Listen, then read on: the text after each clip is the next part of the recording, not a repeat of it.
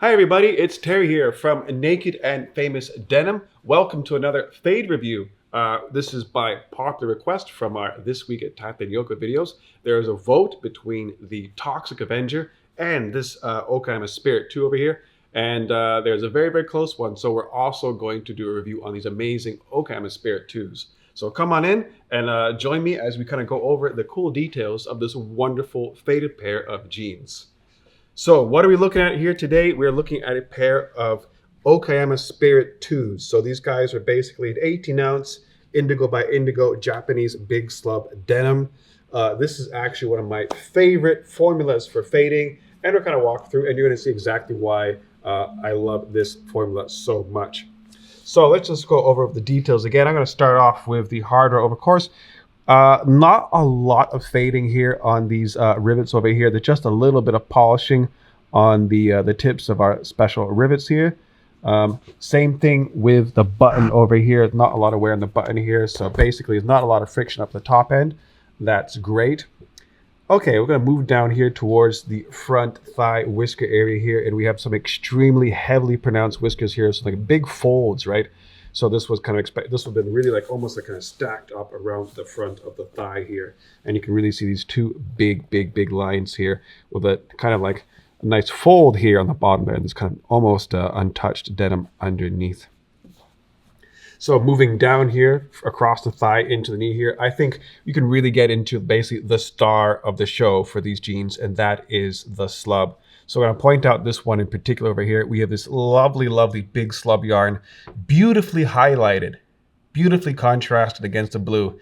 And this is because we have a really nice indigo wept yarn on the inside here. So because this is blue by blue, this gives you like the most contrast here. So these like any little bit of fades are really going to pop. So that's why I really like this one. This beautiful for vertical fading here. And this is basically kind of like the theme of the whole jean here. This is extremely like emblematic of Japanese style fading over here. This lovely kind of like slubby vertical fades here. And this what kind of, you know, brings us back to the name of the jean here, the Okayama Spirit 2, done in spirit of denim from the Okayama area. Okay, going over here, you can kind of down the knee here, we can see there's a couple like honeycomb details reaching around from the back to the front over here. And it kind of fades off as we go down. Now I'm going to go right to the cuff over here because although they arrived uncuffed, I have the cuff and show you because this is a prime example. We have some details here. I kind of dug deep and did a little bit of forensic denimology over here, and I could tell that, you know, the person who wore these jeans definitely had a double cuff. So we got 2 layers of wear here, and this one here, I think I can even see some stitching here, maybe some evidence of a quick repair. They stopped the blowout before it got too bad. This can happen quite often, you know, right at the hem of your jean. And because this it would have been cupped, it's a little bit weaker there. So you can kind of see how they did it. They did a one little cuff and then another cuff on top of that over there, just to get that perfect look there. Whoop. Can't quite repeat it, but that's like a bit of, not quite exactly how they had it, but there you can see the lovely lines. That would have been where the bottom was. So excellent. Moving on to the back. A couple of things I want to point out too. We got a lot more fading here on the posterior side over here. I'm going to start at the top here. This patch is immaculate. So it's in excellent condition, given the state of the jeans. This makes me think that these jeans were maybe only once washed or twice washed maximum, because the patch is in excellent shape. Really doesn't show much sign of damage from water.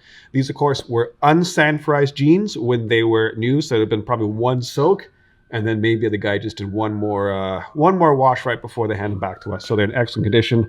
I don't think there was they may have been even worn without a belt. I don't see any wear on the patch on the front or underneath there, so possibly without a belt, maybe the belt underneath.